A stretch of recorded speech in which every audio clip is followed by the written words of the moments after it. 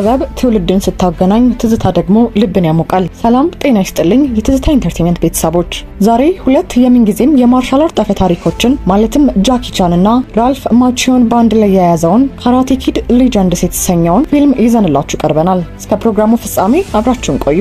የፊልሙ ታሪክ የሚጀምረው በቤጂንግ ከተማ ነው። ዋናው ገጸ ባህሪያችን ሊ ፎንግ የተባለ በአስራዎቹ እድሜ ውስጥ የሚገኝ በኩንግፉ ከፍተኛ ተሰጥኦ ያለው ወጣት ነው። ሊ ከታዋቂው ማስተር ወይም በጃኪ ቻን ከተጫወተው ጋር በመሆን ጥበቡን ያዳብራል።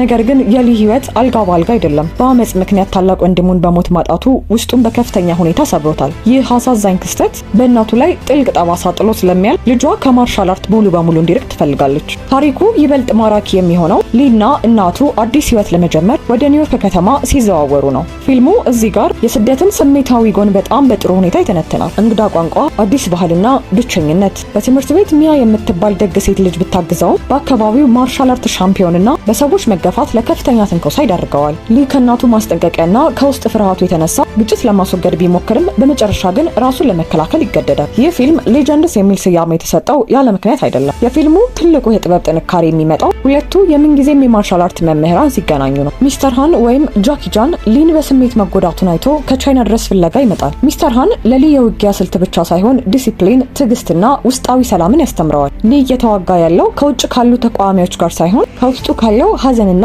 ቁጣ ጋር መሆኑን ይረዳል።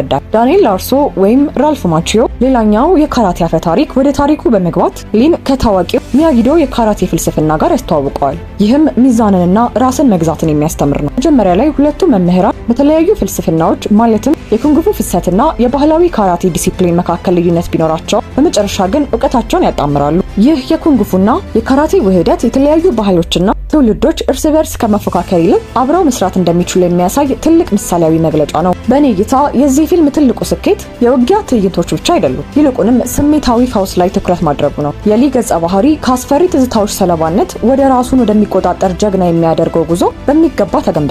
ፊልሙ ወንድነትንና በወጣቶች ላይ የሚደርሰውን ማህበራዊ ጫና በጥሩ ሁኔታ ይተነትናል። እውነተኛ ጥንካሬ መምታት ወይም መበቀል ሳይሆን ራስን መግዛት መሆኑን ያሰምርበታል። የጃኪ ቻንና የራልፍ ማቺዮ ጥምረት ለፊልሙ የናፍቆት ስሜት ከመስጠቱም በላይ ታሪኩ ሚዛኑን የጠበቀ የስልጠና ፍልስፍና እንዲኖር አድርጎታል። የመጨረሻው የመሬት ውስጥ የማርሻል አርት ውድድር እጅግ አስደናቂና ስሜት ቀስቃሽ ነው። ሊ በውድድሩ ላይ ሲዋጋ በቁጣ ሳይሆን ከመምህራኑ ባገኘው ትምህርት ማለትም በሚዛን በትዕግስትና በዓላማ ነው። የሊ ማሸነፍ ውድድሩንና የወርቅ ሜዳሊያውን ማግኘት ብቻ አይደለም። ትልቁ ድል ያለፈውን ጥቁር ጥላቻና ሀዘን መፈወሱ ነው። እናቱም ቢሆን ማርሻል አርት ቤተሰብን የሚያፈርስ ሳይሆን ክብርንና ሰላምን የሚሰጥ ጥበብ መሆኑን ትረዳለች።